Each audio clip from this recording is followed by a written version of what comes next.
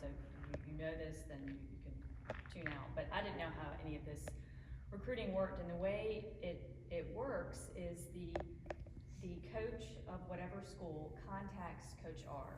Your daughter's not being contacted, you're not being contacted. Coach R gets the contact.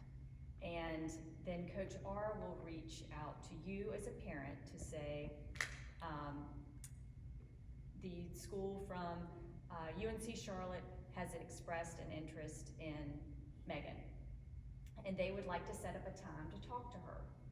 Until their junior year, that's the way it has to go. They can't contact the child directly. So it goes through, it's kind of it's a long, there are many adults involved before actually talking to the child, talking to the player.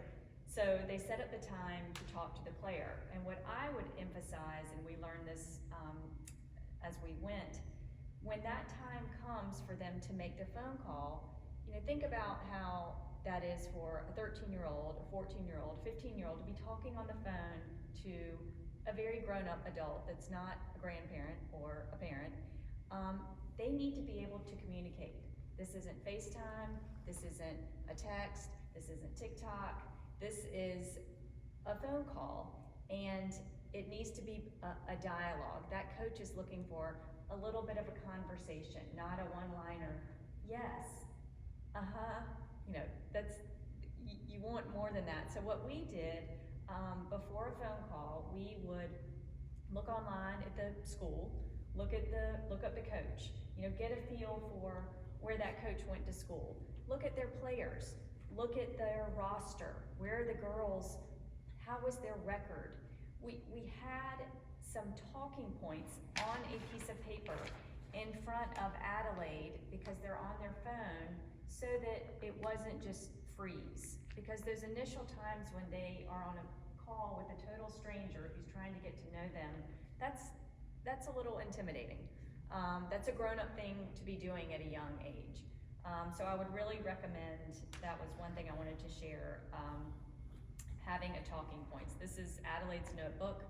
We said keep a notebook, and it needs to be a notebook not on your phone, because keep a notebook of a call, keep a notebook of a visit. When I say a visit, I mean you go and you watch a practice at a college, you go to an ACC tournament, write down when you went, write down who you saw. You'd be amazed at what you don't remember, and certainly what they cannot remember. But a great example was a school in the ACC was on a phone call with Adelaide this past year, so that would be going into her 10th grade year, and she had been to see that team play in the ACC tournament when she was in 4th grade, and brought up the game, said, gosh, I went and saw you guys.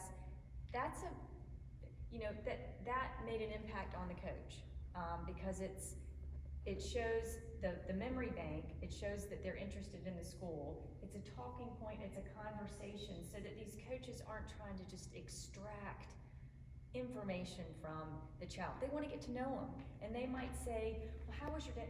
What was your day like? What did you just do? They're not asking you, how do you feel about being a point guard? How do you feel about being a tall center? Those are not the conversations. They're wanting to hear how the player engage and how they converse. And a lot of this, as Tammy was saying, this is a year long. This isn't one phone call. This is a relationship that they're building with that person. And so it's longer than you might think. And I think to that point, I would say just try and keep the energy and keep the talking points coming. And so write it down. I mean, I brought this for an example of the call and then the questions. We would arm her with 3 questions to say, what type of style play do you all like to run? What are you looking for with your players on the court this season? I mean, just something, do your homework a little bit so that it's not awkward. And that takes time and preparation for the player that you as a parent can help them with a little bit.